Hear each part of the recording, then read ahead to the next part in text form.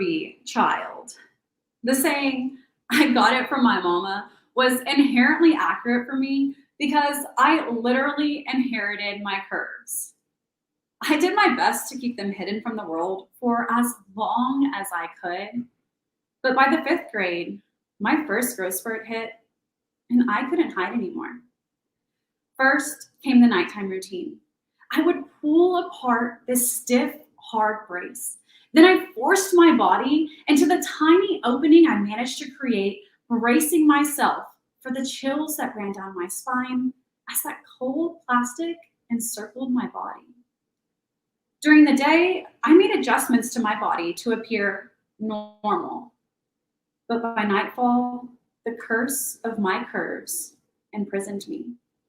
That worked up until my first growth spurt hit and my lowercase s transformed into a capital S. After that, I graduated to the day brace. Now, allow me to explain the nature of these curves. I have a condition called scoliosis. So essentially, my spine was shaped like a backward S.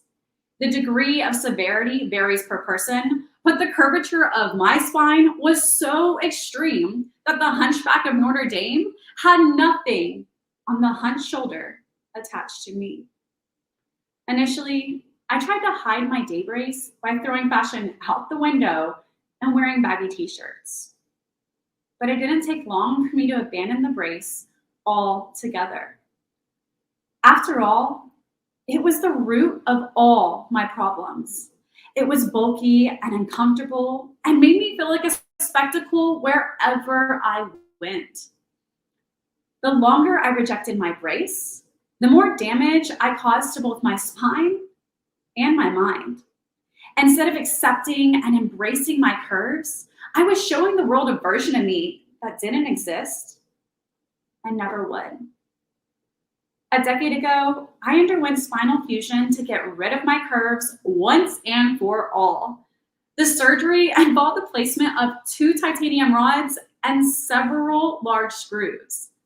I thought I would finally be able to fully embrace my body, but that wasn't the case. My insecurities didn't disappear. They merely shifted. You see, the issue was never the shape of my spine. It was the shape of my mind. All those years, my degrading health had nothing to do with my scoliosis. The ultimate form of health starts within our minds, and I was feeding self-destructive thoughts and negativity to myself and expecting somehow to be at peace. I was so lost in trying to make the world view me as normal that I didn't realize the constant body shaming and judgment that I was so afraid of was coming from no one else but me.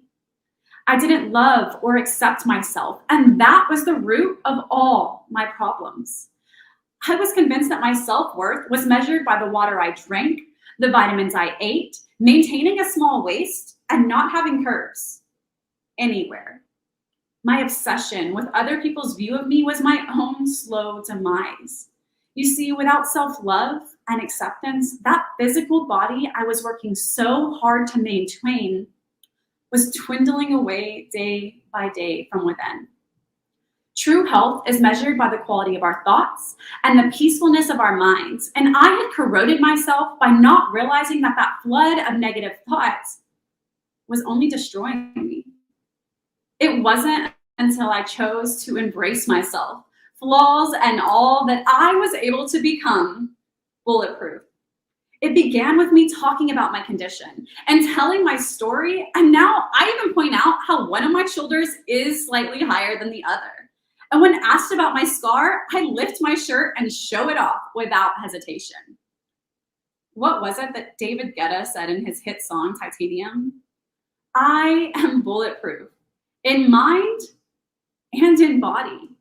Embracing the titanium that straightened my spine and curving my mindset to embrace my body allowed me to see the true beauty, power, strength, and resilience that I possess.